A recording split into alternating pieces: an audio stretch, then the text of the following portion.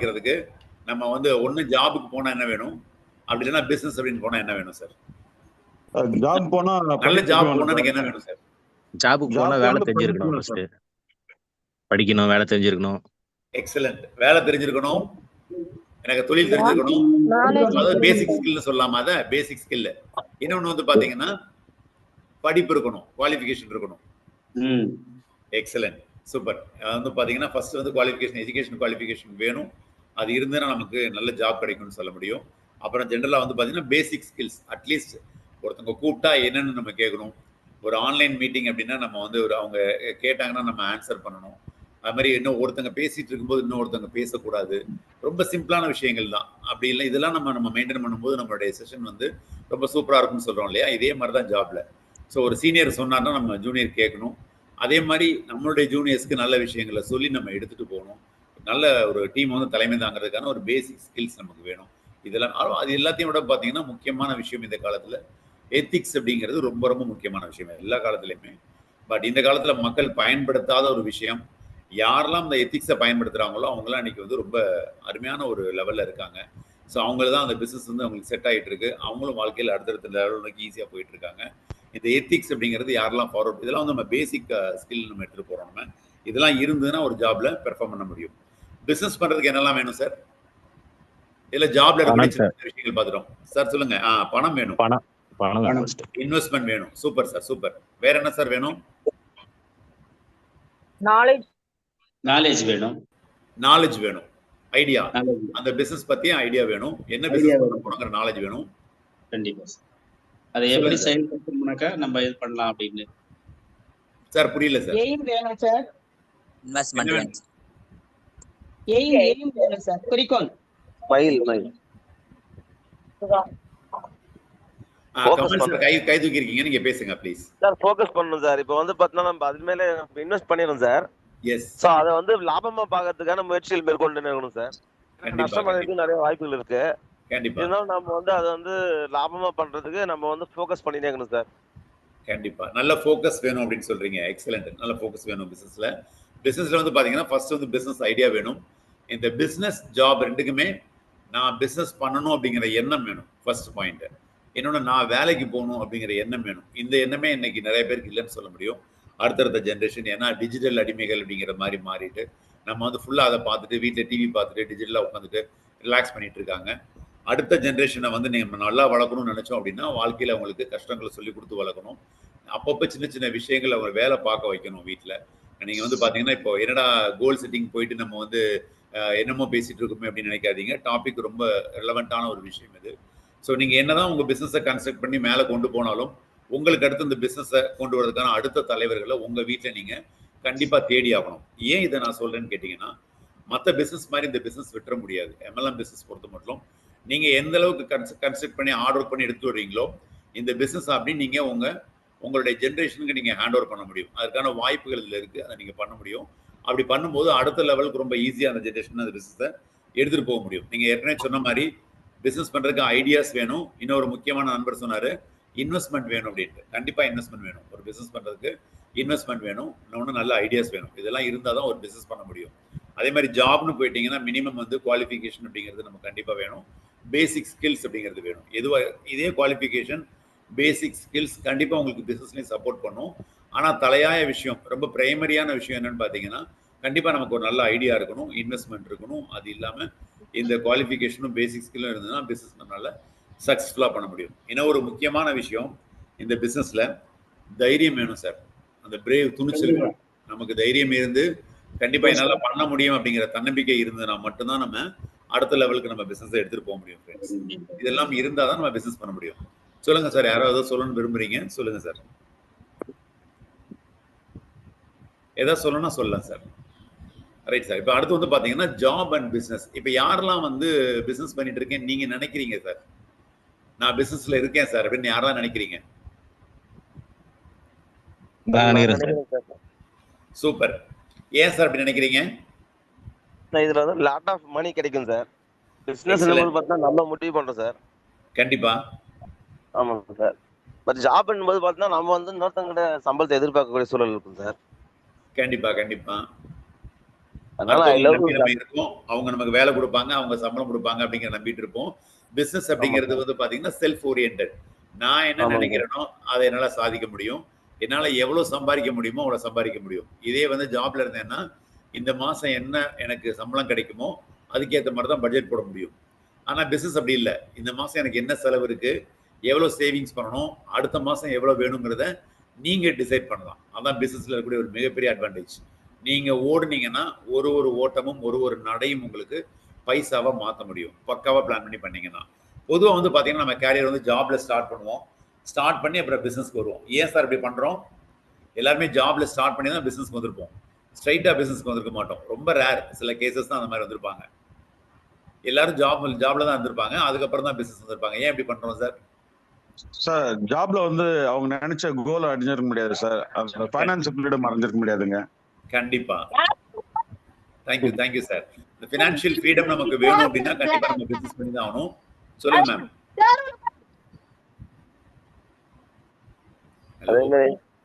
Mute all போடுங்க. யார் வந்து பேசணுமோ அவங்க மட்டும் ஆன் பண்ணி பேசுங்க.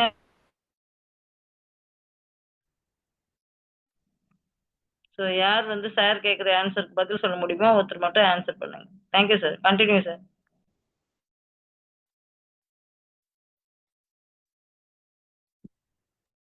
சார் ஆடிபிளா இருக்கா?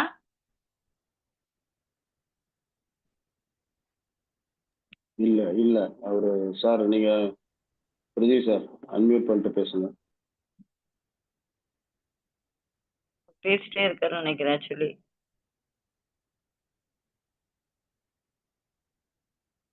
பிரிதிராஜன் சார். யாருன்னா பேசுனாங்கன்னா அவங்கள மட்டும் டக்கு மியூட் போடு. எல்லாம் ஆல் லாக் பண்ணது அவங்கள மட்டும் மியூட் போடு. அத குறுக்க பேசினா மட்டும். இப்ப கேக்குதா? சார் இப்பதான் இது இவ்வளவு நேரம் நீங்க பேசுறது எதுவுமே கேட்கல.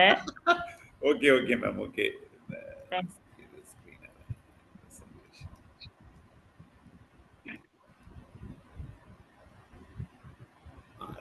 இப்ப கேக்குதா மேம்?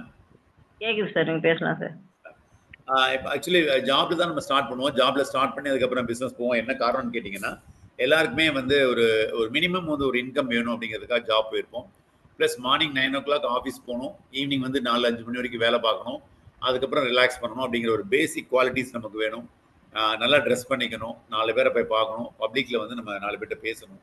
ஸோ அடுத்த லெவல் போகிறதுக்கு நமக்கு ஒரு எக்ஸ்போஷர் வேணும், சோசியல் எக்ஸ்போஷர் வேணும். அப்படின்னு பல காரணங்களுக்காக நம்ம எடுத்தோடனே ஜாப் போயிருப்போம். கொஞ்ச நாள் ஒரு 3 months 4 months ஈவன் 2 வருஷம் 3 வருஷம் 10 வருஷம் வேலை பார்த்தாலும் எல்லாருக்குமே இருக்கக்கூடிய ஒரே ஒரு எய்ம் என்னன்னா நிறைய சம்பாதிக்கணும், நம்ம பிஸ்னஸ் பண்ணால் பெட்டராக இருக்குமே அப்படின்னு தான் நிறைய பேர் வந்திருப்போம் அதில். ஸோ ஜாப்ல போயிட்டு நான் சொன்ன மாதிரி இந்த அடிப்படையான சில ஸ்கில்ஸ் எல்லாம் நமக்கு இருந்தது அப்படின்னா நம்ம அடுத்த லெவல் மூவ் பண்ண முடியும். அப்படி போய் ஒரு டிரான்சிஷன் தான் நமக்கு வந்து பிஸ்னஸ் அப்படின்னு சொல்ல முடியும். ஸோ இந்த மாதிரி ஜாப்ல போயிட்டு நம்ம அடுத்த லெவல் நம்ம ஒரு முயற்சி பண்ணி நம்ம வந்து ஒரு பிஸ்னஸ் மேனாக மாறணும் அப்படின்ட்டு வந்து பார்த்தீங்கன்னா எல்லாருடைய எண்ணமும் அப்படி தான் இருந்திருக்கு. இதில் நிறைய சக்ஸஸ் ஸ்டோரி சொல்ல முடியும். ஒரு சின்ன ஸ்டோரி சொல்கிறேன், உங்களுக்கு கேரக்டர் யாருன்னு தெரியும். நான் சொல்லிட்டு இருக்கும்போது கேரக்டர் யாருன்னு உங்களுக்கு ஞாபகம் வந்துச்சுன்னா நீங்கள் உடனே அட்மிட் பண்ணி பேசுங்க. குஜராத்தில் வந்து பார்த்தீங்கன்னா ஒரு குக்கிராமத்தில் ஒரு பிறந்து வளர்ந்த ஒரு கேரக்டர். இவர் கூட பிறந்தவங்க நிறைய பேர் இருந்ததுனால இவரை படிக்க வைக்க முடியல. ரொம்ப கஷ்டப்பட்டவங்க ஃபேமிலியில் என்ன பண்ணாங்க அப்படின்னா இவருக்கான ஒரு பேசிக் ஸ்டடீஸ் கூட கொடுக்க முடியல. ஸ்கூல்ஸ்லேயே வந்து ட்ராப் அவுட் பண்ணிட்டாங்க, எலிமெண்ட்ரி ஸ்கூல் லெவல்லையே. இவர் வந்து பார்த்தீங்கன்னா டெய்லி ஒரு நாளுக்கு வந்து 5 ரூபா சம்பாரிச்சா போதும் அப்படிங்கிற குடும்பத்தோட நிலை. 5 ரூபா சம்பாதிக்கிறதுக்காக பழங்கள் வாங்கி கொண்டு போய் விற்று, மார்க்கெட்டில் போய் விற்று, அதில் கடையாக போய் விற்று, ரோடாக அலைஞ்சு பழங்கள் விற்று அதில் வரக்கூடிய வருமானத்தை வந்து வீட்டில் 5 ரூபா கொண்டாந்து கொடுப்பாங்க. பெரிய குடும்பம் அப்படிங்கிறதுனால அந்த ஒரு சப்போர்ட்டை பண்ணிட்டு இருந்தார். அப்புறம் பிற்காலத்தில் அவரே கொஞ்சம் கொஞ்சமாக படித்து நாலேஜ் டெவலப் பண்ணிட்டு ஸோ அடுத்த லெவல் போகணும் வாழ்க்கையில், அந்த போராட்டத்துக்கு அப்புறம் வெளியில் வராரு. ஸோ ஸ்கூல்ஸ் முடிச்சு கொஞ்சம் ஓரளவு ஒரு டீசென்ட் ஸ்டடீஸ் எடுத்துக்கிட்டு அவர் வெளியில் வரும்போது வெளிநாடு போய் சம்பாதிச்சா நிறையா சம்பாதிக்கலாம். இதை அந்த காலத்தில் எல்லாருமே கேள்விப்பட்டிருப்போம். நம்ம காலத்தில் நிறைய பேர் வந்து அதை அனுபவிச்சிருப்போம். நம்ம ஃப்ரெண்ட்ஸ்லாம் நிறைய பேர் ஃபாரின் போயிருப்பாங்க. இந்த டீமில் இருக்கிற எத்தனை பேர் ஃபாரின் போயிட்டு வந்திருப்பீங்கன்னு தெரியல, நிறைய பேர் போயிட்டு வந்திருப்பீங்க. சம்பாதிக்கிறதுக்காக போயிட்டு ரொம்ப கஷ்டப்பட்டு சம்பாதிச்சு தன்னுடைய குடும்பத்தை காப்பாற்றுறதுக்கான ஒரு வாழ்க்கையில் போராட்டத்தில் மூவ் பண்ணிட்டு இருக்காரு. ஏமன் கேள்விப்பட்டிருப்பீங்கன்னு நினைக்கிறேன். அதில் ஏர்டன் அப்படிங்கிற ஒரு நகரத்தில் வந்து இவர் வந்து ஒரு பெட்ரோல் பங்க்ல பம்ப் பாயா வேலை பார்த்துட்டு இருந்தாரு. ஸோ அங்கே தான் இவர் லைஃப்பை வந்து முதல்ல ஸ்டார்ட் பண்ணாரு. யாரை பற்றி பேசுறேன்னு தெரியுதா sir? Ambani Ambani Dhirubhai Dhirubhai Ambani. Excellent sir, Dhirubhai Ambani. இந்த ஏமன்ல வந்து பாத்தீங்கன்னா அந்த கீழே அந்த கல்ஃப் ஆஃப் ஏடன் இருக்கு இல்லைங்களா, அந்த இடத்துல வந்து அந்த ஏமன் கீழே வந்து அந்த ஒரு சின்ன ஒரு நகரம் தெரியும் ஏடன் அப்படின்ட்டு. அங்கதான் வந்து பெட்ரோல் பங்க்ல பம்ப் பாயா வேலை பார்த்தாரு. நீங்க சொன்ன மாதிரி அவர் வந்து திருபாய் அம்பானி தான் அவரு. ஸோ வேலை பார்க்குற காலத்துல வந்து பாத்தீங்கன்னா இவருக்கு சம்பளம் கொடுப்பாங்க இல்லையா, அப்படி சம்பளம் கொடுக்கும்போது கரன்சி வந்து நோட்டா கொடுத்தாங்கன்னா வாங்க மாட்டாராம். எனக்கு சில்லறையா கொடுத்துருங்க அப்படின்னு சொல்லிட்டு daily wages, weekly wages, monthly wages, அவர் எந்த இதில் இருந்தாலும் அதை வந்து காயினா வாங்க ஆரம்பிச்சாரு. ஸோ அவங்களுக்கு ஒன்றும் புரியல. சரி காயினா கேட்குறாரு, பையன் காயினா கொடுத்துருவோன்னு கொடுத்துருக்காங்க. பையன் நிறைய வச்சு அழகு பார்க்கணும்னு நினைக்கிறான் போல அப்படின்னு கொடுத்துட்டாங்க. காயின் வாங்கிட்டு போய் என்ன பண்றாரு, அந்த காயினை ரிசர்ச் பண்றாரு. ஏமன் வந்து பார்த்தீங்கன்னா ரியால் அப்படிங்கிற ஒரு கரன்சி உண்டாங்க. அந்த ரியால், சவுதி ரியால், ஏமன் ரியால்னு கேள்விப்பட்டிருப்பீங்க. அந்த ரியாலில் வந்து வெள்ளியோட அளவு வந்து அதிகமாக இருக்கும். அதை மெல்ட் பண்ணி பார்த்தா எவ்வளோ வெள்ளி இருக்குன்னு பார்த்தீங்கன்னா, உதாரணத்துக்கு ஒரு 10 ரியால் இன்னைக்கு சேலரியாக கிடச்சிருக்கு அப்படின்னா, அதை மெல்ட் பண்ணி பார்த்தீங்கன்னா அதோட வெள்ளியோட வேல்யூ வந்து 15 ரியாலுக்கு இருக்கும். நமக்கு என்ன சம்பளம் கிடைச்சதோ அதை விட அதிகமான ஒரு அளவு வெள்ளி இதில் இருக்கும். உடனே அவர் என்ன பண்ணுறாரு, அந்த காயினை எடுத்துகிட்டு போய் வெள்ளியாக உருக்கி அந்த வெள்ளியை வந்து பக்கத்து நாடுகளில் வந்து சேல் பண்ண ஆரம்பிக்கிறாரு. பக்கத்து நாட்டில் காயினாவே விற்கலாம். பக்கத்து நாட்டில் நிறைய இடத்துல ஒரு ஆன்டி சோசியல் லிமிட்ஸ் எப்பவுமே உண்டு. அதாவது ஒரு நாட்டோட கரன்சியை உருக்குறது எவ்வளோ பெரிய பிரச்சனை அப்படிங்கிறது உங்களுக்கு தெரியும். அது வந்து இல்லீகல். மாட்டிட்டோம் அப்படின்னா ஈவன் நம்ம கரன்சி கூட ஒரு நோட்டை நீங்கள் கிழிச்சிட்டீங்க அப்படின்னா, சுயநினைவோட கிழிச்சிட்டீங்க அப்படின்னா உங்களை பிடிச்சி உள்ளே போடலாம். 6 months மினிமம் இம்ப்ரெஸ்மெண்ட் கிடைக்கும். அந்த அளவுக்கு வந்து ஒரு இல்லீகல் அது ஆக்டிவிட்டி. அவர் என்ன பண்ணிட்டாரு, அதை கொண்டு உருக்கி வெள்ளியா விற்று அவர் வாங்கின சம்பளத்தை வந்து மல்டிபிள் பண்ணி சம்பாதிக்க ஆரம்பிச்சாரு. இப்போ 10,000 ரூபாய் எனக்கு இன்கம் அப்படின்னா அது வெள்ளியா உருக்கி நான் பண்ணும்போது எனக்கு 15,000 ரூபாய் கிடைக்கும். இவர் பண்ணிட்டே இருக்காரு. ஒரு பீரியடுக்கு அப்புறம் காயினுக்கு தட்டுப்பாடு வந்துட்டு இருக்கு, எங்கேயோ போயிட்டு இருக்கு காயின் எல்லாம் அப்படிங்கிறது தெரியுது. இவரை பார்த்து மற்றவங்க பண்ணது, இவர் பண்ணது எல்லாமே சேர்ந்து வந்து பார்த்தீங்கன்னா கவர்மெண்ட்ல தெரிஞ்சிருச்சு. டக்குன்னு ஒரு தடவை வந்து ஏமன் மன்னர் வந்து இவருக்கு வந்து ஒரு பனிஷ்மெண்ட்காக போய் நிற்கிறாரு. இவரை பிடிச்சி கொண்டு நிப்பாட்டிட்டாங்க. ஒரே ஒரு விஷயம், நீ இந்தியாவை சேர்ந்தவன், வெளிநாட்டில் தான் வந்திருக்க, அதனால நான் உன்னை விடுறேன். ஒன்று. இன்னொன்று வந்து பார்த்தீங்கன்னா நீ வந்து ஒரு இவ்வளோ பெரிய புத்திசாலியாக இருக்க, ஒரு காயினில் இவ்வளோ வெள்ளி இருக்கு, ஸோ காயினோட வேல்யூ இருக்கிற வெள்ளி வேல்யூ அதிகம் அப்படிங்கிறத தெரிஞ்சுக்கிட்டு நீ அந்த சில்வரை எடுக்கிறக்காக இவ்வளோ போராடி இருக்க, அந்த வெள்ளியை நீ எடுத்திருக்க, எங்கள் கவர்மெண்ட்க்கும் வந்து நீ ஒரு ஐ ஓப்பனிங் கொடுத்துருக்க, எங்கள் கண்ணை திறந்திருக்க, அதனால உன்னை மன்னிச்சு விடுறேன் அப்படின்னு சொல்லிட்டு மன்னிச்சு விட்டாங்க. ஒரு நாட்டோட காயினை உருக்கி, அதாவது வேலை பார்க்குற காலத்தில் ஆரம்ப காலகட்டத்தில் ஒரு பெட்ரோல் பம்ப் பாயா இருந்து அந்த ஸ்டேஜ்லேயே வந்து அவ்வளோ பெரிய புரட்சியை பண்ணவர். அது எதில் சம்பாதிக்கணும், நம்ம கையில் இருக்கக்கூடிய பொருள் என்ன, அதோட வேல்யூ என்ன, நம்மகிட்ட இருக்கக்கூடிய பிஸ்னஸ் பிளான் என்ன, எப்படி யூஸ் பண்ணால் இதை அடுத்த லெவல் எடுத்துகிட்டு போக முடியும் அப்படிங்கிறது ஒரு சின்ன சின்ன விஷயத்துலேயும் வாய்ப்புகளை தேடி அலைஞ்சவர் தான் அம்பானி. அப்படி அந்த வாய்ப்புகளை தேடி அலைஞ்ச ஒரு அம்பானி தான் இன்னைக்கு வந்து பார்த்தீங்கன்னா இந்தியாவை ஆட்டி படைக்கிற அளவுக்கு ஒரு மிகப்பெரிய ஒரு ஆளுமையாக இருக்கார். இன்னைக்கு இந்தியாவில் ஒரு மிகப்பெரிய ஒரு தொழிலதிபராக இருந்து இந்தியாவை வழிநடத்துறது இல்லாமல் அவர் வந்து ஒரு மிகப்பெரிய சாம்ராஜ்யத்தை கட்டமைச்சிருக்காருன்னா காரணம் வந்து பார்த்தீங்கன்னா தனக்கு கிடைச்ச ஆப்ஷனை என்ன இருக்கு, இதில் என்னெல்லாம் நம்ம பண்ண முடியும் அப்படிங்கிறது யோசிக்கக்கூடிய அந்த சிந்தனை இருக்கணும். ஸோ இந்த சிந்தனை இருந்தால் மட்டும்தான் நம்ம அடுத்த லெவல் போக முடியும். இப்போ நம்ம ஏற்கனவே நம்ம பார்த்த மாதிரி பிஸ்னஸில் வந்து பார்த்தீங்கன்னா நிறைய ஆப்பர்ச்சுனிட்டிஸ் இருக்கும். நம்ம அந்த ஆப்பர்ச்சுனிட்டிஸை நம்ம கரெக்டாக பயன்படுத்திட்டோம்னா பிஸ்னஸில் நம்ம பெனிஃபிட்ஸ் அப்படிங்கிற விஷயத்தை எடுக்க முடியும். ஜாப்ல வந்து பார்த்தீங்கன்னா ரிஸ்க் ரொம்ப கம்மியாக இருக்கும். சார் எனக்கு ஜாபோட ரிஸ்க்கு, ஒரு ஜாப்ல எந்த அளவுக்கு ரிஸ்க் இருக்காதோ அந்த அளவுக்கு நான் ஒரு ஜாபை நான் எடுத்துக்கிறேன். ஆனால் அதே டைமில் பிஸ்னஸோட பெனிஃபிட் இருக்கும் அப்படிங்கிறத நீங்கள் பார்த்தீங்கன்னா இது ரெண்டும் சேர்ந்த மாதிரி ஒரு பிஸ்னஸ் இருக்குது அப்படின்னா அது என்ன பிஸ்னஸ் சார்? அது ஜாபோட ரிஸ்கே கிடையாது, ஆனால் எனக்கு பிஸ்னஸோட பெனிஃபிட் இருக்கும். அந்த மாதிரி ஒரு பிஸ்னஸ் இருக்கு. என்ன பிஸ்னஸ் சார் அது? Network marketing sir. Excellent sir. Network marketing, direct network marketing நீங்கள் யாரெல்லாம் நீங்கள் பண்ணுறீங்களோ நெட்வொர்க் மார்க்கெட்டிங்கில் ஸோ குறிப்பாக வந்து பார்த்தீங்கன்னா மல்டி லெவல் மார்க்கெட்டிங், வேறு கண்ட்ரியில் இருக்கக்கூடிய ஒரு விஷயம். ஒரே இடத்துல நீங்கள் மல்டிநேஷனலாகவும் பண்ண முடியும், மல்டி லெவல்லையும் இருக்கும். நெட்வொர்க் மார்க்கெட்டிங்கில் இருக்கக்கூடிய ஒரு பிஸ்னஸ் வந்து பெனிஃபிட் வந்து பார்த்தீங்கன்னா நார்மல் பிஸ்னஸில் இருக்கக்கூடிய பெனிஃபிட்டை விட பல மடங்கு அதிகமாக இருக்கும். ஜாப் அளவுக்கு வந்து ரிஸ்க் ரொம்ப கம்மியாக இருக்கும், ரிஸ்க் ஒன்றும் பெருசாக கிடையாது. இதில் என்ன சார் ரிஸ்க் நெட்வொர்க் மார்க்கெட்டிங்கில்? சார் நோ ரிஸ்க் சார், ரிஸ்கே எதுவும் இல்லை சார். ரிஸ்கே கிடையாது. Yes sir. என்ன பெனிஃபிட் இருக்கு சார் நெட்வொர்க் மார்க்கெட்டிங்கில்? நெட்வொர்க் மார்க்கெட்டிங்ல அளவில்லா பணம் சம்பாதிக்கலாம் சார். நிறைய பேர் மில்லியன் சொல்றாங்க, ஆனா ட்ரில்லியன் கணக்குல சம்பாதிக்கிற ஒரு இண்டஸ்ட்ரின்னு தெரியும் சார். இது நாம படுத்திருந்தா கூட வருமானம் வரும் சார். அதுதான். Thank you Jagadeesan sir. அதாவது ட்ரில்லியன் கணக்கில் நம்ம சம்பாதிக்க முடியும் அப்படிங்கிற விஷயம் இன்னொரு நண்பர் சொன்னா, நம்ம படுத்துட்டே தூங்கிட்டே நம்ம சம்பாதிக்க முடியும் அப்படின்னு சொல்லிட்டு. கரெக்ட் தான். நம்மளால வந்து தூங்கிட்டே ரொம்ப ரிலாக்ஸ் மோட்ல நம்மளால நெட்வொர்க் மார்க்கெட்டிங்ல நிறைய சம்பாதிக்க முடியும். அவ்வளோ ஒரு பெனிஃபிட்ஸ் இருக்கக்கூடிய ஒரு நெட்வொர்க் மார்க்கெட்டிங்.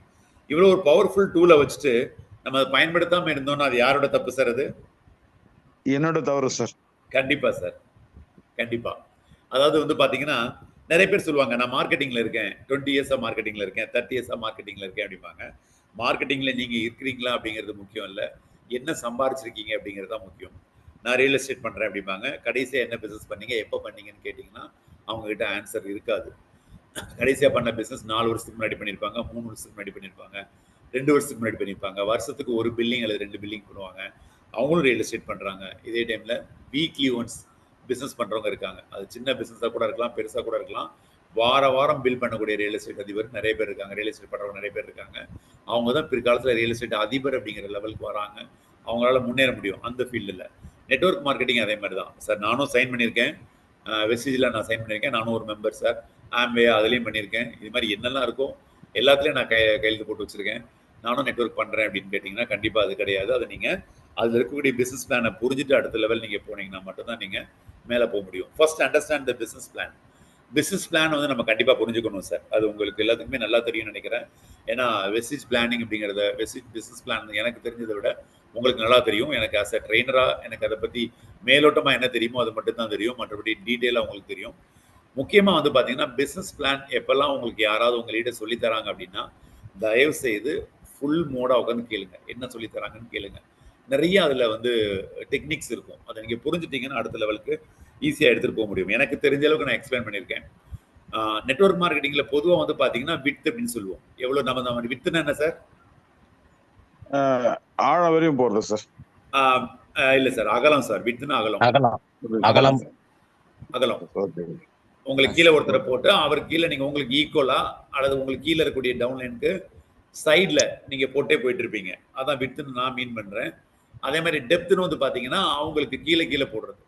எனக்கு கீழே ஒருத்தர், அவருக்கு கீழே இன்னொருத்தர், அவருக்கு கீழே இன்னொருத்தர் அப்படின்ட்டு நம்ம டெப்த் பிளான் பண்ணுவோம். இந்த வித் அண்ட் டெப்த் அப்படிங்கிறது நெட்வொர்க் மார்க்கெட்டிங்கில் ரொம்ப முக்கியமான விஷயம். ஸோ வெஸ்டேஜ் பிளானை பொறுத்த மட்டும் வித் எவ்வளோ சார் இருக்கணும், நல்லா பக்காவாக ஃபோக்கஸ் பண்ணி பண்ணீங்கன்னா எவ்வளோ நாள் இருக்கலாம், நோ லிமிட்டு. ஆனால் நீங்கள் வாழ்க்கையில் முன்னேறணும், அடுத்த லெவலுக்கு இந்த பிஸ்னஸ் பிளான் எடுத்துகிட்டு போகணும்னு நீங்கள் நினச்சிங்கன்னா உங்க பிசினஸ் பிளான்ல சொல்லியிருப்பாங்க உங்களுக்கு கீழே மினிமம் இத்தனை வித் நீங்க 6 பேர். Excellent sir. உங்களுக்கு கீழே 6 பேர் போட்டிருக்கணும். அந்த 6 பேர் கீழே இன்னொருத்தர் இறக்கிட்டீங்க. இப்போ முதல்ல எனக்கு கீழே வந்து நம்பர் 1 ஒருத்தர் இறக்கிருக்கேன், அவருக்கு கீழே ஒருத்தர் இறக்கிட்டேன்னா அது வந்து டெப்த். அவர் கீழே ஏன்னு ஒருத்தர் இருக்குன்னு வச்சுக்கோங்களேன், அதுவும் டெப்த். அந்த ஏக்கு கூட சைடில் வந்து பார்த்தீங்கன்னா அது அவரோட வித்து பிசிடின்னு இருக்கும். திருப்பி அந்த ஏக்கு கீழே இன்னொருத்தர் இறக்கணும்னா அதுக்கு தான் டெப்த். ஒருத்தர் கீழே ஒருத்தர் இறக்கி கொண்டு போயிட்டு இருக்கும்போது டெப்த். நம்ம கீழே 6 பேர் போட்டோம்னா அது வந்து நம்ம வித்துன்னு சொல்ல முடியும். அவங்களுக்கு சமமா அவங்களுக்கு கீழே இருக்கிறவங்கள அடுத்தடுத்து நம்ம மாற்றி மாற்றி இறக்கிட்டு போயிட்டு இருப்போம். ஸோ இதில் வந்து பார்த்தீங்கன்னா எனக்கு தெரிஞ்ச ஒரு சின்ன ஸ்லைட் மட்டும் ஷேர் பண்ணியிருக்கேன். அதில் அதாவது வந்து பார்த்தீங்கன்னா இந்த நெட்வொர்க் மார்க்கெட்டிங்கில் எஸ்பெஷலி வெஸ்டேஜில் வந்து பார்த்தீங்கன்னா அக்குமுலேட்டிவ் பெர்ஃபார்மன்ஸ் போனஸ் 5% 16% வரைக்கும் அக்குமுலேட்டிவ் போனஸ் அப்படிங்கிற விதத்தில் நம்ம பிஸ்னஸ் பண்ணிட்டு இருக்கோம். அதில் ஸோ டிஸ்ட்ரிபியூட்டர் மினிமம் டிஸ்ட்ரிபியூட்டர்னு எடுத்தீங்கன்னா மினிமம் 1 599 வந்து மேக்ஸிமம் அக்குமுலேட்டிவ் பாயிண்ட் வேல்யூன்னு சொல்ல முடியும். எவ்வளோ பர்சன்டேஜ் சார் கமிஷன் கிடைக்கும் அதுக்கு? பேசிக் டிஸ்ட்ரிபியூட்டர் சார் 5% சார். 5% ஃபர்ஸ்ட் கமிஷன் வந்து நமக்கு 5% கிடைக்கும். ஒரு பாயிண்ட் வேல்யூல இருந்து ஈவன் 599 பாயிண்ட் வேல்யூ வரைக்கும் நமக்கு 5% கிடைக்கும். 8% வேணும்னா நான் எவ்வளோ பாயிண்ட் வேல்யூ வச்சுக்கணும் சார்? 600 இருக்கணும் சார். மினிமம் 600. ஆமா சார். இல்லைன்னாக்கா அந்த ஃபாஸ்டாக 8% கரண்ட் மந்த் 300 பிவி பண்ணாங்கனாக்கா அவங்க 8% போட மாட்டாங்க. அவர் கேட்கறத மட்டும் சொல்லுங்க ஜெகதீஷன். அவர் என்ன கேட்டாரு? 599 வரைக்கும் எவ்வளவு கொடுப்பாருன்னு தான் கேட்டாரு அவர். Excellent sir. அதுக்கு அடுத்து கேட்கும்போது 600 டச் செய்து விட்டால் நமக்கு 8 கிடைக்கும். அதோட நிப்பாட்டிடுங்க. அதுக்கு அடுத்து அவருக்கு சான்ஸ் கொடுங்க. செய்தரு யார் சார் ஆன்சர் பண்ணது? ஃபாஸ்ட் ட்ராக் சொன்னது யார் sir? Jagadeesan sir. Jagadeesan sir. Thank you so much Jagadeesan sir. அதாவது நெட்வொர்க் மார்க்கெட்டிங் அப்படிதான் இருக்கணும். அதாவது எது கிடைக்கும் அப்படின்னு கேட்டா இல்ல சார் ஃபாஸ்ட் ட்ராக்ல போனேன்னா எனக்கு இமீடியட்டா கிடைக்கும் அப்படின்ட்டு அந்த திங்கிங் வேணும். டக்குன்னு இமீடியட்டா நம்ம வந்து அடுத்த லெவலுக்கு நான் போகணும் அப்படிங்கிற ஒரு எண்ணம் வேணும். அது இருந்தா மட்டும்தான் நீங்க உங்களுடைய பிசினஸ் அழகா நீங்க பண்ண முடியும். அது இல்லாம உங்களுக்கு கீழே நீங்க ஒருத்தரை டெபிட் பண்ணி அடுத்த ஒரு டெப்த் ஒருத்தரை போடும்போது அவருக்கு அதே மாதிரி தான் நீங்க சொல்லிக் கொடுப்பீங்க. நீங்க பாருப்பா நீ 600 பாயிண்ட் பண்ணி நீ போறதுங்கிறது ஒண்ணு, 300 பாயிண்ட்ஸ் பண்ணி நீ ஃபாஸ்ட் ட்ராக்ல நீ போனீங்கன்னா உனக்கு இந்த பெனிஃபிட் இருக்கும் அப்படிங்கிறத நம்ம சொல்றதுக்கான வாய்ப்புகள் இருக்கும். 600ல இருந்து 2399 2399 வரைக்கும் வந்து பார்த்தீங்கன்னா 8% கிடைக்கும். இது சீனியர் டிஸ்ட்ரிபியூட்டர் லெவல் அப்படிங்கிறது எல்லாத்துக்குமே தெரியும். அசிஸ்டன்ட் டைரக்டர் அப்படின்னு வந்து பார்த்தீங்கன்னா 2400 இருந்து 5500 5499 வரைக்கும் கிடைக்கும். எவ்வளோ சார் கமிஷன் அதுக்கு? அசிஸ்டன்ட் டைரக்டர் என்ன sir commission? 12% sir. Thank you Jagadeesan sir. 12% கிடைக்கும். பிரான்ஸ் டைரக்டருக்கு சார், பிரான்ஸ் டைரக்டருக்கு என்ன சார் குவாலிஃபிகேஷன்? சார் 5500 கிராஸ் பண்ணேன் சார். 5500 மேல. Right sir. அதுக்கு மேல கிராஸ் பண்ணனும். கரண்ட் மந்த்ல 2001 பிவி மெயின்டைன் பண்ணோம் sir minimum. Super sir, super. பண்ணனும் நம்ம பிரான்ச் டைரக்டர். எவ்வளவு சார் கமிஷன் அதுக்கு? அது 16% வரும் சார். 16% சார். அதான் டாப் மோஸ்ட் இல்ல sir? Yes sir. Excellent sir. Thank you so much. இப்போ நண்பர் ஜெகதீசன் சார் சொன்ன மாதிரி ஃபாஸ்ட் ட்ராக்ல வந்து பாத்தீங்கன்னா சிங்கிள் மந்த் ஒரே மந்த் நம்ம ஜாயின் பண்ணி அந்த மந்த்லயே வந்து பாத்தீங்கன்னா கிட்டத்தட்ட 300 பிவி பண்ணிட்டோம் அப்படின்னா 8% நமக்கு இமிடியேட்டா நமக்கு கிடைக்கும். 4500 பிவி பண்ணணும் நம்ம பிரான்ச் டைரக்டர். அந்த ரெகுலரா பண்றதை விட ஃபாஸ்டா பண்ணி நம்ம அடுத்த லெவல் போகணும் அப்படின்னா நம்ம இது பண்ணிக்கலாம். ஜென்ரலா வந்து பாத்தீங்கன்னா பிசினஸ் பிளான் அப்படின்னு நம்ம சொல்லும்போது அந்த பிசினஸ் பிளானை புரிஞ்சுக்கணும் அவங்க நம்ம கீழே இருக்கிறவங்க. அப்ப நம்ம என்ன பண்ணணும்னு கேட்டீங்கன்னா நல்ல கம்ஃபர்டபுளா இருக்காங்களா, அவங்க நம்ம சொல்ற கேட்குற மூட்ல இருக்காங்களா அப்படிங்கிறத நம்ம ஃபர்ஸ்ட் தெரிஞ்சுக்கணும் சார். நம்ம அவங்களை இழுத்துட்டு வந்து ஒரு நெட்வொர்க் மார்க்கெட்டிங்ல கொண்டாந்து சேர்த்து விட போறோம் அப்படின்னு அவங்க ஃபீல் பண்ணாங்க அப்படின்னா டெஃபினட்டா அவங்க வந்து அந்த லெவல்ல இருக்க மாட்டாங்க. ட்ரைனிங் அதே மாதிரி தான். அவங்கள கம்ஃபர்டபுளா நீங்க ஃபீல் பண்ணீங்க, சிரிச்சு சந்தோஷமா பேசி ரிலாக்ஸா இருந்துட்டு நீங்க மற்ற விஷயங்கள்லாம் பத்தி பேசி ரிலாக்ஸா எடுத்துட்டு போனீங்கன்னா மட்டும்தான் அவங்க நீங்க சொல்றதை கேட்குற மூடுக்கு வருவாங்க. நீங்க சொல்றதை கேட்குற மூட்ல வந்துட்டாங்களா அப்படிங்கிறத பார்த்ததுக்கு அப்புறம் உங்க பிசினஸ் பிளானை யாரெல்லாம் சொல்லியிருக்கீங்களோ அவங்க தான் ஒரு சக்சஸ்ஃபுல் டவுன்லைனை நீங்க கிரியேட் பண்ணியிருக்க முடியும். சும்மா கொண்டாந்து உட்கார வச்சு அவரை கார்னர் பண்ணி காலையில 6 மணிக்கு நம்ம வீட்டுக்கு வரேன், நீ ரெடியாரு சில விஷயங்கள் பேசலாம்னு சொல்றது அப்படின்னா ஈவினிங் 7-8 மணிக்கு வீட்டுக்கு போயிட்டு அவங்க ஏதாவது சீரியஸான விஷயத்துல இருப்பாங்க, அதெல்லாம் கவனிக்காம நீங்க வாங்க அப்படின்னு கூப்பிட்டு உட்கார வச்சு நீங்க என்னதான் சொன்னீங்கனாலும் அவங்க என்ன பூரா எதுல இருக்குன்னு கேட்டீங்கன்னா நீங்க எப்ப கிளம்புவீங்க அப்படின்னு தான் பார்த்துட்டு இருப்பாங்க. சார் ஆரம்பத்திலே நீங்க பிசினஸ் பிளான் ஆரம்பிக்கிறதுக்கு முன்னாடியே சார் நீங்க டீ சாப்பிட்டு போயிடலாம் சார், கொஞ்சம் வெயிட் பண்ணுங்க சார்பாங்க. டீயை கொடுத்து உங்களை அனுப்புறதுலேயே ரெடியா இருப்பாங்க. இல்லைன்னா டிஃபன் சாப்பிட்டு போங்க, எப்படியோ சாப்பிட்டு நீங்க இடத்த காலி பண்ணுங்க கிளம்புங்கிற மூடுக்கு வந்துருவாங்க. அந்த மூட்ல இருந்தாங்கன்னா நீங்க பேசுறது எதுவுமே கண்டிப்பா உங்களுக்கு போய் சேராது. ஃபர்ஸ்ட் வந்து பாத்தீங்கன்னா உங்க பிசினஸ் பிளான் நீங்க சொல்லும்போது அவங்க நல்ல மூட்ல இருக்காங்களா, நம்ம சொல்றதை கேட்குற மூட்ல இருக்காங்களா அப்படிங்கிறத தெரிஞ்சுக்கிட்டு நீங்க எப்பவுமே நீங்க இந்த பிசினஸ் பிளானை கொடுக்கறதுக்கு முயற்சி பண்ணுங்க. அப்படி பண்ணும்போது மட்டும்தான் உங்களுக்கு வந்து ஒரு சக்சஸ்ஃபுல் டவுன்லைன் கிடைக்கும். அவங்க புரிஞ்சுப்பாங்க நம்ம பிசினஸ் நமக்கு வந்து உண்மையிலேயே நமக்கு நல்லது பண்றதுக்கு தான் வந்திருக்காங்க அப்படின்னு சொல்லிட்டு. ஏன்னா நீங்க மேலோட்டமா பார்க்கும்போது நமக்கு கீழே ஒரு டவுன்லைன் நம்ம வச்சிட்டோம் அப்படின்னா நமக்கு ஒரு அடிமை சிக்கிட்டான், இவன் மூலமா நம்ம நிறைய சம்பாதிக்கலாம் அப்படின்னு ஒரு எண்ணம் கூட சில பேருக்கு இருக்கலாம். கண்டிப்பா அப்படி கிடையாது. நீங்க ஒரு மிகப்பெரிய வாய்ப்பை கொடுக்குறீங்க. நாளைக்கு நீங்க கூட அந்த லைன்ல இல்லாம போகலாம். ஆனா அவங்க மிகப்பெரிய ஒரு வாய்ப்பை எடுத்துட்டு பயன்படுத்தினவங்க அந்த மாதிரி சக்சஸ் ஸ்டோரிஸ் நிறைய உண்டு நெட்வொர்க் மார்க்கெட்டிங்ல. என்னை இன்ட்ரடியூஸ் பண்ண பாஸ் யாருன்னு எனக்கு தெரியாது சார், அவன் இப்போ எங்க இருக்கானே தெரியல, ஆனா நான் சக்கப்போடு போட்டுட்டு இருக்கேன் சார், இன்னைக்கு இத்தனை லட்சம் சம்பாதிச்சிருக்கேன், இத்தனை கோடி சம்பாதிச்சிருக்கேன் அப்படிங்கிற அப்ளைன்ஸ் நிறைய பேர் இருப்பாங்க. நீங்க உங்க அந்த சக்சஸ் ஸ்டோரியை வந்து அதுக்கப்புறம் உங்க எக்ஸ்பீரியன்ஸ் உங்களுடைய சீனியர் மோஸ்ட் பர்சன் நீங்க கேட்டு பாருங்க. கண்டிப்பா அந்த மாதிரி விஷயங்கள் நிறைய சொல்லுவாங்க. அதனால எப்பவுமே நம்ம அந்த எய்ம்ல நம்ம இருக்கணும். ஒண்ணு சார், இங்க லேடிஸ் நிறைய பேர் இருக்கீங்கன்னு நினைக்கிறேன். இந்த ஒரு சாதனையை பண்ணிட்டோம், இவ்வளவு சம்பாதிச்சிட்டோம் அப்படின்னா நமக்கு இவ்வளவு இன்கம் வரும், நம்மளால ஒரு டைமண்ட் நெக்லஸ் வாங்க முடியும் அப்படின்ட்டு நீங்க ஒரு டார்கெட் ஃபிக்ஸ் பண்றீங்க அப்படின்னு வச்சுக்கோங்க. ஒரு உதாரணத்துக்கு வச்சுக்கோங்க. டைமண்ட் நெக்லஸ் அப்ராக்சிமேட்டா வந்து பாத்தீங்கன்னா அந்த படத்துல உள்ளது 13 லட்ச ரூபா. 13 லட்ச ரூபாய்க்கு ஒரு டைமண்ட் நெக்லஸ் வாங்குற முடிவு பண்ணிட்டேன். நான் அதை நோக்கி நான் பயணம் பண்ணிட்டு இருக்கேன். ஏதோ ஒரு ஆர்னமெண்ட் உங்களுக்கு பிடிச்ச ஆர்னமெண்ட் நினைச்சுக்கோங்க. ஒரு செயினோ ஒரு டைமண்ட் நெக்லஸோ நம்ம வாங்குறோன்னு முடிவு பண்ணிட்டோம் அப்படின்னா உங்க மனநிலை எப்படி இருக்கும் ஜஸ்ட் இமேஜ் பண்ணிக்கோங்க. அதே மாதிரி ஜென்ஸ்க்கு வந்து ரொம்ப பிடிச்ச விஷயம், அடிக்கடி டிராவல் பண்ணிட்டு இருக்கோம், நிறைய ஊருக்கு போறோம், நிறைய பிக்னிக் போறோம், பிசினஸ் டிராவல் நிறைய இருக்கும். அப்படிங்கிற போது எல்லாருக்குமே கார் அப்படிங்கிற ஒரு மிகப்பெரிய ஒரு விஷயம் பிடிச்சிருக்கும். ஒரு பெரிய லெவல் இல்லைன்னா கூட அட்லீஸ்ட் ஒரு ரீசனபிளான ஒரு லெவல்னு பார்த்தீங்கன்னா கிராண்ட் விட்டாரா, மாருதி சுசுகியோட கிராண்ட் விட்டாரா, அதில் வந்து பார்த்தீங்கன்னா 12 lakhs வச்சுக்கோமே. என்ட்ரி லெவல் கார் வந்து ரேட்டு 12 lakhs. இந்த மாதிரி ஒரு எண்ணத்தில் இருக்கேன். சார் நான் கார் வாங்குறதுன்னு முடிவு பண்ணிட்டேன், மாடல் டிசைட் பண்ணிட்டேன் அப்படின்னா என்னுடைய மனநிலை எப்படி சார் இருக்கும்? இந்த அடுத்த ஜூலை மாதம் நான் வாங்க போறேன்னு முடிவு பண்ணிட்டேன் சார். ஜூலை மாதம் அந்த கார் வாங்கணும்னு முடிவு பண்ணிட்டேன். கார் ஃபண்ட் அச்சீவர் நான், எனக்கு அதுக்கான இன்கம் இருக்கு. ஏற்கனவே நம்ம கார் ஃபண்ட் அச்சீவ் பண்ணியே 1 வருஷம் ஆச்சு. நிறைய இன்கம் நான் வாங்கிட்டு இருக்கேன். நான் ஜூலை மாதம் வண்டி எடுக்கிறதா டிசைட் பண்ணிட்டேன். என் மனநிலை எப்படி சார் இருக்கும்? ரொம்ப ஹாப்பியா இருக்கும் சார். ஹாப்பியா இருப்போம். எங்கெல்லாம் வந்து நம்ம காரை பார்க்குறோமோ இதுல கிராண்ட் விட்டாரா தேடுவோம். நான் மாடலே நீங்க டிசைட் பண்ணீங்கன்னு வச்சுக்கோங்க, இருக்கிற மாடலை எல்லாத்தையும் கம்பேர் பண்ணி நான் என்னுடைய ப்ரைஸ்க்கு எனக்கு இருக்கக்கூடிய கம்ஃபர்ட்க்கு நான் எதிர்பார்க்கக்கூடிய ஒரு கேட்டகரி இருக்கக்கூடிய ஒரு குவாலிட்டி இருக்கக்கூடிய கார் வந்து கிராண்ட் விட்டாரா அப்படிங்கிறத முடிவு பண்ணிட்டேன். நெக்ஸா ஷோரூம்ல போய் கிராண்ட் விட்டாரா எடுக்கிறதா முடிவு பண்ணிட்டேன். அப்ப நீங்க எத்தனை கார் பாத்தீங்கன்னாலும் அதுல கிராண்ட் விட்டாராவை அவங்க கண்ணு தேடுமா? தேடிட்டே இருப்பீங்க. இதுல கிராண்ட் விட்டாரா இருக்கான்னு பாப்பீங்க. ரோட்ல போயிட்டு இருக்கும்போது நம்மளை தாண்டி எத்தனை விட்டாரா போகுது, எத்தனை கிராண்ட் விட்டாரா போகுது அப்படின்னு பாப்பீங்க. அதுலயும் நீங்க ப்ளூ கலர் டிசைட் பண்ணிட்டீங்க. அப்ப எப்படி சார் இருக்கும்? உங்க கண்ணு எப்படி சார் பார்க்கும்? Blue colour. கரெக்ட். பாக்குறதெல்லாம் ப்ளூ கலர் தான் தெரியும். எதை பாத்தீங்கன்னாலும் ஒரு ஈவன் பைக்கை பார்த்தா கூட ப்ளூ கலர், பைக்கு செட் ஆகலப்பா, நம்ம காருக்கு அந்த ப்ளூ செட் ஆகும்பா அப்படின்னு யோசிப்பீங்க. எதை பாத்தீங்கன்னாலும் அந்த ப்ளூ கலர். ஈவன் ஃபிளைட்டை பாத்தீங்கன்னா கூட பாரு அதுலயும் ப்ளூ இருக்கு, நம்ம செலக்ட் பண்ண கலர் சூப்பர் தான் அப்படிங்கிற மாதிரி தோணும். எங்க பாத்தீங்கன்னாலும் ப்ளூ தெரியும். அதுல கிராண்ட் விட்டாரா அந்த ப்ளூ கலர் கார் உங்க கண்ணில் நிறைய படும். அதுக்கு முன்னாடி நீங்க எத்தனையோ காரை எத்தனையோ தடவை பார்த்துருப்பீங்க ரோட்ல. அதே கிராண்ட் விட்டாரா பக்கத்து வீட்டுக்காரனே வச்சிருப்பாரு ப்ளூ கலர், உங்களுக்கு தெரியாது.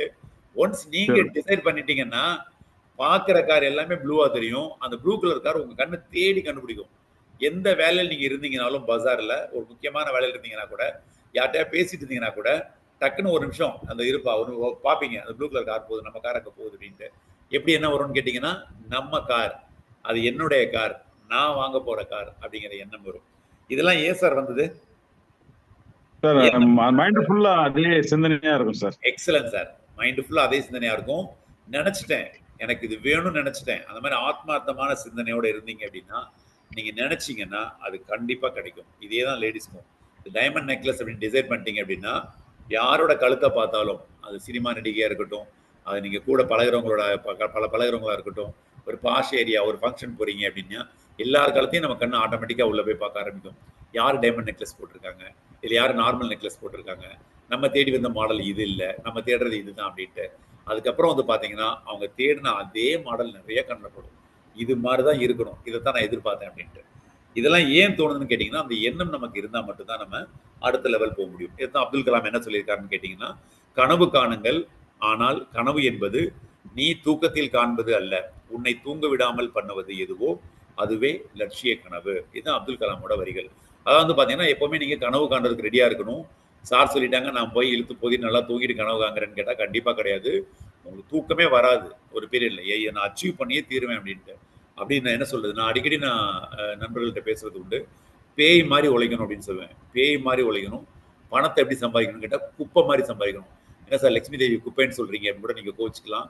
அப்படி சம்பாதிக்கணும். குப்பை எப்படி இருக்கும், வீட்டில் எங்கே பார்த்தாலும், தெருவில் எங்கே பார்த்தாலும் எப்படி பாலித்தீன் பேப்பர் பறந்துட்டு இருக்கு, அந்த அளவுக்கு உங்கள் கண்ணில் வந்து பணம் படணும். அந்த அளவுக்கு பேய் மாதிரி உழைக்கணும், குப்பை மாதிரி பணம் சம்பாதிக்கணும் அடிக்கடி சொல்லுவேன். ஏன்னு கேட்டிங்கன்னா, பணத்தை அந்த வெறி உங்களுக்கு இருந்தால் மட்டும்தான் நீங்கள் அடுத்த லெவல் போக முடியும். பணத்தை வந்து நீங்கள் it is a printed paper. ஒரு ஆங்கிள் நீங்கள் பார்த்தீங்கன்னா it is a printed paper. இப்போ வந்து பேப்பர் அப்படிங்கிறது இல்லை, ஃபுல்லாக டிஜிட்டல் கரன்சி அப்படிங்கிறது மாறிடுச்சு. அது வந்து ஒன்லி வந்து அதோட வேல்யூ வந்து அவ்வளோதான். ஆனால் அதுக்காக நிறைய வேல்யூஸை விட்டு நம்ம வந்து என்ன சொல்றது, மனிதாபிமானம் இல்லாமல் போகணும்னு அவசியம் இல்லை. உங்கள் உழைப்புல தான் நான் சொல்கிறேன். பேய் மாதிரி சம்பாதிக்கணும், அதுக்காண்டி மனிதாபிமானம் இல்லாமல் நான் வந்து ஒரு மிருகம் மாதிரி இருக்கணும் அவசியம் இல்லை.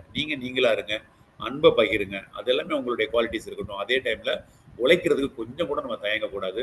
பணத்தை வந்து அடிச்சு தள்ளி போயிட்டே இருக்கணும். ஒரு நாளைக்கு இத்தனை லட்சம், இத்தனை கோடி அம்பானியோட இன்கம்லாம் நீங்கள் பார்த்துருப்பீங்க. சுந்தர் பிச்சையோட இன்கம் என்ன சார், யாராவது சொல்ல முடியுமா? சுந்தர் பிச்சை வந்து ஒரு எம்ப்ளாயி தான். அவருடைய இன்கம் சொல்ல முடியுமா சார் யாராலும்?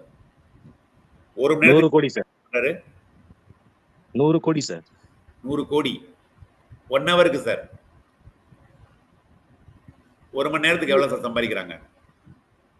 1500 கோடி சார். எவ்வளவு சார்? 380 crores என்னமோ சார் வருது. ஒரு 380 crores 1 month. 1 month 1500 கோடி சார். சூப்பர். கூகுள் நிறுவனத்தின் இவர்தானே சிஓ. ஒரு மாசம் மந்த்லி வந்து 1500 கோடி அவருக்கு இன்கம் இருக்கு. சூப்பர். ஏன்னா இன்னைக்கு டெக்னாலஜி நல்லா டெவலப் ஆயிடுச்சு. அந்த டெக்னாலஜி உள்ள கொண்டு வந்துட்டு எந்த அளவுக்கு வந்து அதை யூஸ் பண்ண முடியும் அப்படிங்கிறத பார்த்து பண்ணிட்டு இருக்காங்க. அவருடைய இன்கம் வந்து ஒரு சாதாரண ஒரு குடும்பத்துல பிறந்து நம்மள மாதிரி தான் இதே சென்னையில கஷ்டப்பட்டு படிச்சு எஜுகேஷன் லோன் வாங்கி அவரும் கஷ்டப்பட்டு படிச்சு தான் மேல வந்திருக்காரு.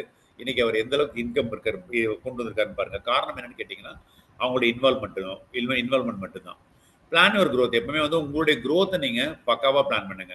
எப்படி பிளான் பண்ணணும் அப்படின்னு கேட்டீங்கன்னா, உங்களுடைய growth, உங்களுடைய பிசினஸ் growth சொன்னேன் இல்லையா, உங்க பிசினஸ் எவ்வளவு வித்து வேணும், நம்ம கீழே எவ்வளவு டெப்த் இருக்கணும், எவ்வளவு இருந்ததுன்னா எதை அச்சீவ் பண்ண முடியும். அந்த ஒரு லெவல் வச்சிருப்போம். Director, diamond director, double diamond director, ஒரு லெவலாக வச்சிருப்பாங்க.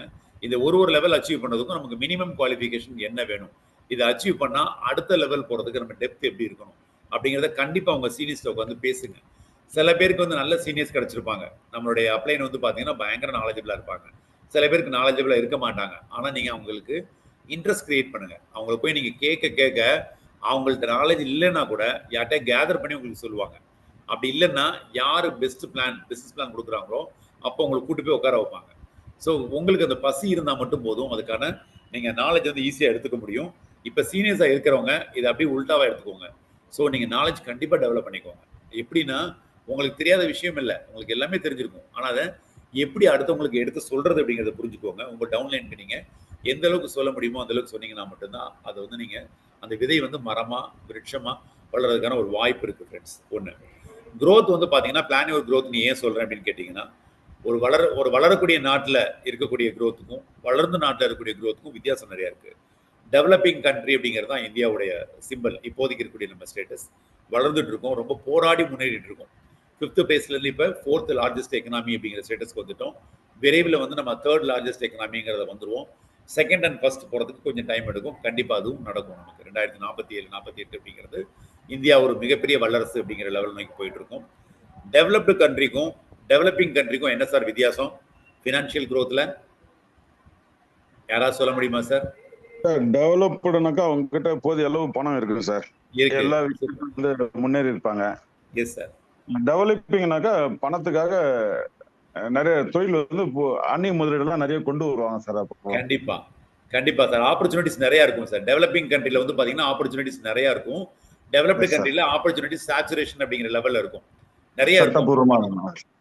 Excellent sir. Yes sir. Developed கண்ட்ரிக்கும் டெவலப்பிங் கண்ட்ரிக்கும் அதான் ஒரு மிகப்பெரிய வித்தியாசம் சொல்ல முடியும். என்னுடைய நாடு ரொம்ப ஃபாஸ்டா முன்னேறிட்டு இருக்கு. அடுத்த ஒரு 15 வருஷத்துல நிறைய இன்கம் இருக்கு, நிறைய ஆப்பர்ச்சுனிட்டிஸ் வருது, நிறைய பிசினஸ் பண்ண போறாங்க. அப்படிங்கிற போது அதோட சேர்ந்து உங்களுடைய பிசினஸ் டெவலப்மெண்ட்கான வாய்ப்புகளும் நிறைய கிடைக்கும். ஸோ அந்த வாய்ப்புகள் நிறைய கிடைக்குது. உங்களை தேடி உள்ள மக்கள் உங்களை சுற்றி இருக்கக்கூடிய மக்கள் வந்து நிறைய ஆப்பர்ச்சுனிட்டிஸ் தேடுவாங்க. என்னுடைய பிசினஸ்ல என்னுடைய கேரியர்ல நிறைய டைம் எனக்கு ஃப்ரீயா இருக்கு. சாயங்காலம் ஃப்ரீயா இருக்கேன், காலையில ஃப்ரீயா இருக்கேன், சாட்டர்டே சண்டே ஃப்ரீயா இருக்கேன், நான் ஏன் என்னை அடுத்த லெவலுக்கு எடுத்துட்டு போகக்கூடாது அப்படிங்கிற எண்ணம் இருக்கக்கூடிய நிறைய மக்களை நீங்க பார்க்க முடியும். ஒரே ஒரு விஷயம், நீங்க வாய் திறந்து பேசணும் சார். யாரெல்லாம் நீங்க பாக்குறீங்களோ, யாரெல்லாம் உங்க கண்ணு பாக்குதோ எல்லாருக்கிட்டையும் நீங்க பேசணும்.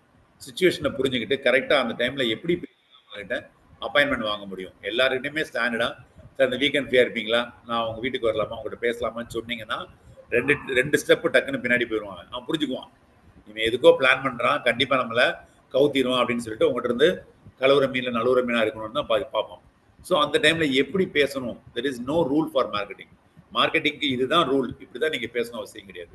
நீங்க யதார்த்தமா பார்த்து பேசும்போது ஒரு ஸ்மைல் பண்ணுங்க முதல்ல, போதும். அதுக்கு மேல பெருசாலாம் வேணாம்.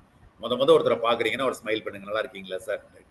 அப்புறம் 2 தடவை நீங்க ஸ்மைல் பண்ணீங்கன்னா 3ஆவது தடவை அவரே வந்து என்ன கேட்பாரு, சார் உங்களை எனக்கு ரொம்ப பிடிக்கும் சார் அப்படிம்பாரு. யதார்த்தம் அவர்கிட்ட இருந்து அந்த வார்த்தை வரும். ஏன் சார்னு கேட்டு பாருங்க. டெய்லி பாக்குறீங்க, ஸ்மைல் பண்றீங்க, பார்த்துட்டு நல்லா இருக்கீங்களா சார் அப்படின்னு கேட்டு நீங்க கடந்து போயிடுறீங்க. 3 நாள் 4 நாள் கழிச்சு அவர் உங்களை பார்த்து ஸ்மைல் பண்ணிட்டு நீங்க நல்லா இருக்கீங்களான்னு கேட்பாரு. அப்புறம் அந்த வார்த்தை வரும், உங்களை எனக்கு ரொம்ப பிடிக்கும் சார் அப்படிம்பாரு. ஏன் சார் அந்த வார்த்தையை சொல்றாரு?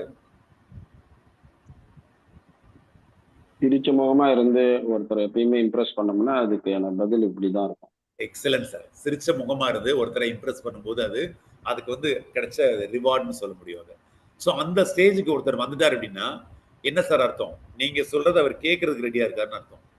நீங்க என்ன சொன்னாலும் நான் கேட்கறேன், வாங்க சார் பேசுவோம் சார், ஒரு டீ சாப்பிட்டு பேசுவோமா சார், ரிலாக்ஸ் பண்ணுவோமா சார்னு கேட்பாரு. அடுத்த டைம் அவர் இங்க சில டைம் ரொம்ப க்ளோஸா வந்துருவாங்க. சார் நீங்க எங்க சார் வேலை பாக்குறீங்க, என்னெல்லாம் பண்றீங்க சார்னு கேட்பாங்க. இவ்வளவு ஹாப்பியா எப்படி சார் இருக்கீங்க அப்படின்னு கேட்பாங்க. அப்ப நீங்க சொல்லலாம், சார் எனக்கு ஒரு தொழில் இருக்கு, நான் தொழில் பண்ணிட்டு இருக்கேன், நான் பிசினஸ் பண்ணிட்டு இருக்கேன், அது இல்லாம பார்ட் டைம் இது பண்ணிட்டு இருக்கேன் அப்படின்னு சொல்லலாம். இல்ல சார் என்னுடைய ஃபுல் டைம் பிசினஸே இதுதான் பண்ணிட்டு இருக்கேன், ரிலாக்ஸா பண்ணிட்டு இருக்கேன், எனக்கு இதுல என்ன சந்தோஷம் தெரியுமா சார் அப்படின்னு நீங்க ஓபன் பண்ணலாம். என்னன்னு கேட்டீங்கன்னா, நிறைய பேருக்கு ஹெல்த் ப்ராடக்ட் கொடுத்துருக்கேன் சார், அவங்க நல்லா இருக்கிறத பார்த்து எனக்கு ரொம்ப சந்தோஷமா இருக்கு சார். காசு பணம் சம்பாதிக்கிறதுங்கிறத தாண்டி அவங்க ஹாப்பியா இருக்காங்க, ஹெல்தியா இருக்காங்க அப்படின்னு பார்க்கும்போது எனக்கு ரொம்ப ஹாப்பியா இருக்கு சார். நான் சம்பாரிச்ச பணத்தை விட நான் சம்பாரிச்ச புண்ணியம் அதிகம் சார். இந்த வார்த்தையை சொல்லி பாருங்க. சொல்லிட்டீங்கன்னா அடுத்த நிமிஷம் அப்படி என்னதான் பண்ற, எனக்கும் சொல்லி தோலாது அப்படிங்கிற மனசுல வந்துடும் உனக்கு. அடுத்த நிமிஷம் என்ன பண்ணுவான், உங்களை கூப்பிட்டு கேட்பான், எனக்கு என்னமோ சொன்னீங்களே அந்த பிசினஸ் பிளான் என்னன்னு சொல்லுங்க, எனக்கும் வேணும் சார், நீங்க சொல்றது எனக்கு வேணும் சார் கேட்பான். கண்டிப்பா கேட்பான். இது வந்து பிசினஸ் ஓபன் பண்றதுக்கு ஒரு பாயிண்ட். நீங்க இப்படிதான் பேசணும்னு நான் கண்டிப்பா சொல்ல வரல, இப்படியும் பேசலாம் அப்படின்னு நான் சொல்றேன். உங்களுக்கு ஒரு ஸ்ட்ரென்த் இருக்கும், நிறைய விஷயங்கள் உங்களுக்கு தெரிஞ்சிருக்கும். ரொம்ப ஸ்மூத்தா மூவ் பண்ணுங்க. கஸ்டமரை கொண்டு போய் கரெக்டா லாக் பண்ணி அவன் கழுத்தை வெட்ட போறேன்னு நினைச்சிட்டீங்கன்னா அந்த ஆடு உங்களோட தப்பிச்சு போயிடும். ஏன் கஸ்டமர் ஆடுன்னு சொல்லி தப்பா நினைக்காதீங்க. இப்படிதான் எல்லாருமே நினைக்கிறாங்க. மார்க்கெட்டிங்னா கூட்டு போய் டக்குன்னு வெட்டி நம்ம அதை என்ஜாய் பண்ணணும் அப்படிங்கிற மாதிரி நினைக்கிறாங்க. சத்தியமா கிடையாது. மார்க்கெட்டிங் அப்படிங்கிறது வந்து பாத்தீங்கன்னா உங்களை நீங்க நிலைநாட்டுறது, நீங்க யாரு அப்படிங்கிறது அடுத்தவங்களுக்கு தெரியப்படுத்துறது. அதுக்கு ஆத்மார்த்தமா நீங்க உண்மையிலேயே நீங்க நல்லவனா மாறினா தான் பிசினஸ் சக்சஸ் பண்ண முடியும். நான் வந்து பயங்கர கெட்டவன், வெளியில வந்து நான் சிரிச்சுட்டு மட்டும் இருப்பேன்னு கேட்டா சத்தியமா முடியாது. அதுக்கு வந்து பெஸ்ட் எக்ஸாம்பிள் வந்து நான் லட்சுமி சாரா சொல்லுவேன். அவர் என்னைக்குமே பிரதி உபகாரம் பார்த்து யார்ட்டையுமே பழகின ஆள் கிடையவே கிடையாது. That is the main reason. இன்னைக்கு லட்சுமி நாராயணன் சாருக்கு வந்து ஒரு மிகப்பெரிய கூட்டம் அப்படிதான் சொல்ல முடியும், ஒரு டீம்னு சொல்ல முடியாது. அவர் கீழே வந்து ஒரு மிகப்பெரிய கூட்டம் இருக்கும். நீங்க பார்த்தது வந்து ஐஸ்பர்க் மாதிரி. அவருடைய குவாலிட்டிஸ், அவருடைய ஃப்ரெண்ட் சர்க்கிள் வந்து பாத்தீங்கன்னா ரொம்ப ஒரு சின்ன பார்ட் மேல பார்த்துருப்பீங்க. அப்படி கிடையாது. அந்த ஐஸ்பர்க் தெரியும் இல்லையா, கடல்ல மிதக்கிற ஐஸ்பர்க், பனிமலை தெரியும். உள்ள நீங்க இறங்கி பார்த்தீங்கன்னா தான் அந்த டெப்த் தெரியும் அவருக்கு. எந்த ஃபீல்டை நீங்க எடுத்துட்டீங்கனாலும், எவ்வளவு பெரிய ஃபீல்டா இருக்கட்டும், அதுல ஒரு லோயர் லெவல் ஆளும் அவருக்கு தெரியும், இருக்கிறதுலே டாப் மோஸ்ட் ஆளும் அவருக்கு தெரியும். ஒரு ஐஏஎஸ் ஆஃபீஸர்கிட்ட பேசுறதா கூட டக்குன்னு லைன் போட்டு பேசிட்டு, சார் நான் அப்பாயின்மெண்ட் ஃபிக்ஸ் பண்ணி தரேன், நம்ம பேசுவோம் சார் அப்படிம்பாரு. நான் பேசிட்டேன் சார், இந்த டைம் இங்கே போய் பாருங்க அப்படிம்பாரு. அவ்வளோ பெரிய ஒரு நெட்வொர்க் வச்சிருக்கக்கூடிய ஒரு ஆள். அவருக்கு பேசிக்காவே அந்த நெட்வொர்க் அப்படிங்கிற குவாலிட்டி உண்டு. அதாவது நெட்வொர்க் மார்க்கெட்டிங் அப்படிங்கிறது இந்தியாவில் வர்றதுக்கு முன்னாடி எனக்கு தெரிஞ்சு அவருடைய சைல்ட்ஹுட்ல இருந்தே அந்த குவாலிட்டியை நெட்வொர்க் மார்க்கெட்டிங் பண்ணிட்டு இருக்காங்க. ஏன் அப்படின்னா அந்த ஆர்வம் உண்டு. சொசைட்டியில் தன்னை சுற்றி இருக்கிறவங்க, தனக்கு தெரிஞ்சவங்க, அவங்களுக்கு என்ன சப்போர்ட் வேணும் அப்படிங்கிற எண்ணத்தோட பழகினா மட்டும்தான் நீங்கள் பிஸ்னஸை சக்ஸஸ் பண்ண முடியும். பிஸ்னஸ் பணம் பணம் நினச்சி ஓடினீங்கன்னா சத்தியமாக அது உங்களுக்கு ஒர்க் அவுட்டே ஆகாது. நான் நல்லா இருக்கணும், எனக்கு சுற்றி இருக்கிறவங்க 4 பேர் நல்லது செய்யணும், நான் இவ்வளோ இந்த சொசைட்டிலேருந்து எடுத்திருக்கேன், இந்த சொசைட்டிக்கு நான் ஏதாவது செய்யணும் அப்படிங்கிற எண்ணம் யாருக்கெல்லாம் இருக்கோ, இந்த எண்ணம் எல்லாத்துக்குமே இருக்கும். ஒரு வயசுல ஒரு குறிப்பிட்ட வயசுக்கு அப்புறம் அப்படி மாறும், இந்த எண்ணம் ஃபுல்லாவே மாறும். என்ன சார் காசு, நம்ம ஏதாவது நல்லது செய்வோம் சார் அப்படின்ட்டு. அதை நீங்க பண்ணி பாருங்க, பணம் உங்களுக்கு கேட்கவே கேட்காது, கதவை தட்டிட்டு உள்ள வந்து நிற்கும். அதுக்கு முன்னாடி பணத்துக்காக ஓடி இருப்பீங்க, பணம் உங்களுக்கு கிடைச்சிருக்காது. ஒரு பீரியடுக்கு அப்புறம் நீங்க நல்லது அப்படிங்கிற விஷயத்த மட்டும் நீங்க இறங்கி பண்ணீங்க அப்படின்னா பணம் கொட்டும், உங்க பின்னாடி துரத்திட்டு வரும். இதை பிளான் பண்ணிக்கோங்க. இந்தியா மாதிரி ஒரு க்ரோயிங் கண்ட்ரியில் நம்ம பார்ட்டா இருக்கிறதுக்கு வந்து நம்ம ரொம்ப பெருமைப்படணும். நம்மளோட அடுத்த கனவுகளை ரொம்ப விசாலமா நீங்க அந்த கனவு கால கத்துக்கோங்க. அடுத்த லெவல் நோக்கி நீங்க ஈஸியா போக முடியும். Enjoy the various level of income. Sir ஒரு பிசினஸ்ல எடுத்துட்டீங்கன்னா என்னென்ன லெவல் ஆஃப் இன்கம் இருக்கும் சார்? நான் வந்து ஒரு ஒயிட் குட் ஷாப் வச்சிருக்கேன், ஒரு டிவி ஷோரூம் வச்சிருக்கேன்னு வச்சுக்கோங்க. எனக்கு என்னென்ன இன்கம் இருக்கும் சார்? நான் டிவி வாங்கி விற்கிறேன் சார், பெரிய பெரிய டிவி, சாம்சங் டிவி, அப்புறம் வந்து பார்த்தீங்கன்னா ஹையர் டிவி, இந்த மாதிரி பெரிய பெரிய டிவிஸ்லாம் வாங்கி வித்துட்டு இருக்கேன். எனக்கு என்னென்ன இன்கம் இருக்கும் சார்? எனக்கு சார் ப்ராஃபிட் சம் பர்சன்டேஜ் கிடைக்கும் கண்டிப்பா. அது இல்லாம பாத்தீங்கன்னா இவ்வளவு டார்கெட் ஃபிக்ஸ் பண்ணும்போது எக்ஸ்ட்ரா ஒரு இன்கம் கிடைக்கும் sir. Excellent sir, excellent sir, Jagadish sir, super. Profit கிடைக்கும், ஒரு 5% 2% அந்த டிவிக்கான ப்ராஃபிட் எனக்கு கிடைக்கும்.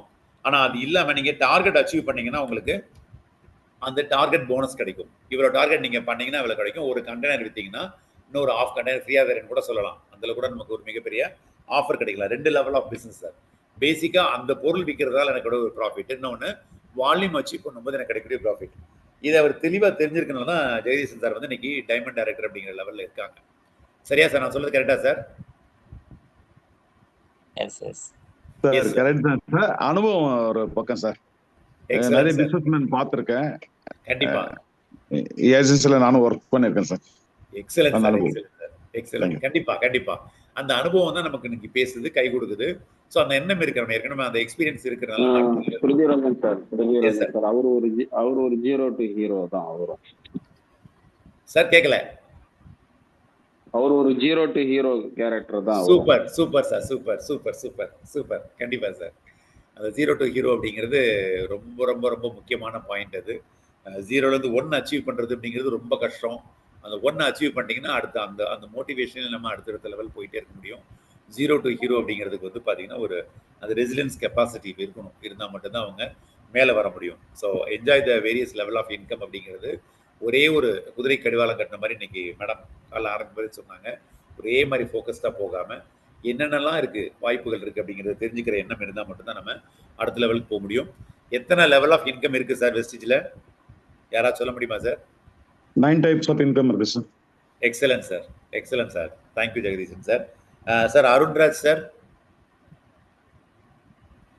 சார் இருக்கீங்களா? சார் சொல்லுங்க சார். இருக்கேன் சார். சொல்லுங்க சார். எத்தனை லெவல் ஆஃப் இன்கம் இருக்கு sir? 9 types of income sir. 9 வகையான இன்கம் இருக்கு. ஏதாவது 2-3 சொல்ல முடியுமா சார்? நான் பாத்தீங்கன்னா கிரவுண்ட் ரேட் லெவல் இருக்கேன் சார். நான் வந்து 8 வகையான இன்கம் வாங்கிட்டு இருக்கேன். Super sir, super. இன்னும் ஒரு வகை இருக்கு. 8 வகையான இன்கம் கிடைச்சிட்டு இருக்கு. கிரவுண்ட் டைரக்டர் லெவல்ல இருக்கீங்க சார்.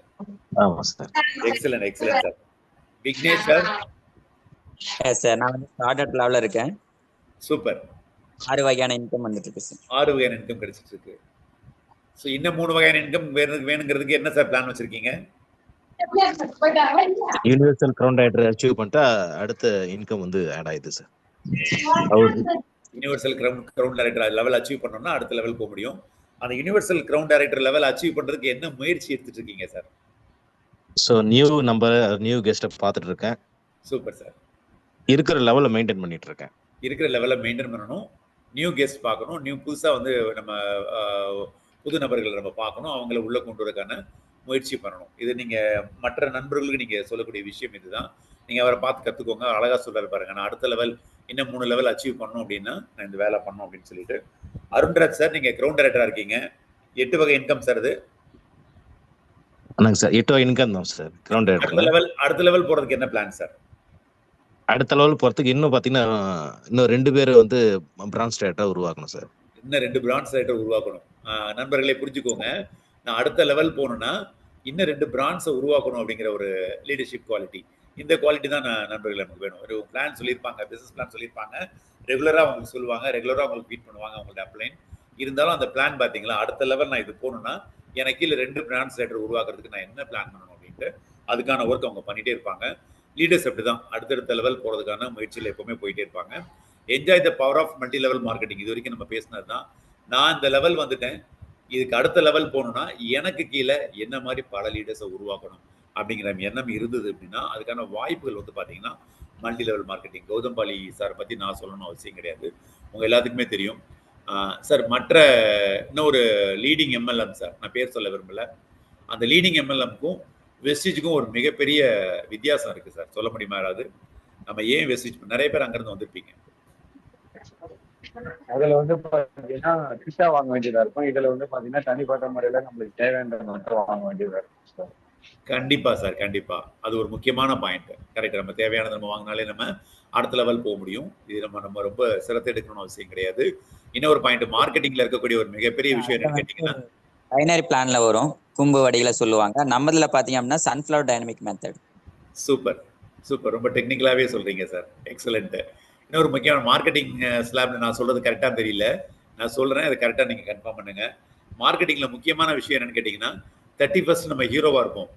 இந்த மாசம் வந்து 40 கார் நான் விற்கணும் அப்படின்னா 40 கார் நம்ம வித்துருப்போம், சூப்பரா இருப்போம். 1ஆம் தேதி வந்து பாத்தீங்கன்னா பிச்சைக்காரன் ஆயிடுவோம். 1ஆம் தேதி திருப்பி 0ல இருந்து நம்ம ஸ்டார்ட் பண்ணுவோம்.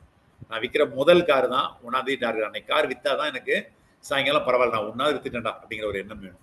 திருப்பி 5 நாள் 6 நாள் வந்து பாத்தீங்கன்னா 8 வித்துட்டேன் மாப்பிள்ள அப்படின்னு ஒரு ஹாப்பியா நம்ம இருப்போம் மார்க்கெட்டிங்ல. இதான் மார்க்கெட்டிங்ல 31ஆம் தேதி நம்ம நிறைய வித்திருப்போம், அடுத்த நாளே நம்மளுடைய மீட்டர் திருப்பி 0 ஆயிடும், திருப்பி ஃபர்ஸ்ட் ஸ்டார்ட் ஆகும். இந்த மாதிரி இருக்கா சார் வெஸ்டேஜ்ல? வெஸ்டேஜ்ல அந்த மாதிரி கிடையாது சார். பண்றது எல்லாமே மந்த்லி குமுலேட் ஆயிட்டே, கண்டிப்பா அக்குமுலேட் ஆயிட்டே போயிட்டு இருக்கும். நேத்து வரைக்கும் நான் சூப்பரா பண்ணேன், இன்னைக்கு நான் பண்ணலன்னு சொல்ல முடியாது. அக்குமுலேட் ஆகி நம்ம அடுத்த லெவலுக்கு நம்ம போக முடியும். சரியா? அதுதான் வெஸ்டேஜோட மற்ற எம்எல்எம் கம்பேர் பண்ணும்போது இதுல இருக்கக்கூடிய ஒரு மிகப்பெரிய அட்வான்டேஜ் சொல்ல முடியும். தேங்க்யூ ஸோ மச் ஃப்ரெண்ட்ஸ், நிறைய சப்போர்ட் பண்ணியிருக்கீங்க. நான் கேட்குற கேள்விக்கு பதில் சொல்லி என் கூட ட்ராவல் பண்ணி ரொம்ப கடகடன்னு வந்துட்டீங்க. டைம் வந்து பார்த்தீங்கன்னா 7:09 ஆயிடுச்சு. ஸ்டார்ட் பண்ணி கிட்டத்தட்ட ஒரு 50 நிமிஷம் ஆயிடுச்சு, 50 மினிட்ஸ் ஆயிடுச்சுன்னு நினைக்கிறேன். டைம் போனதே தெரியல. Thank you so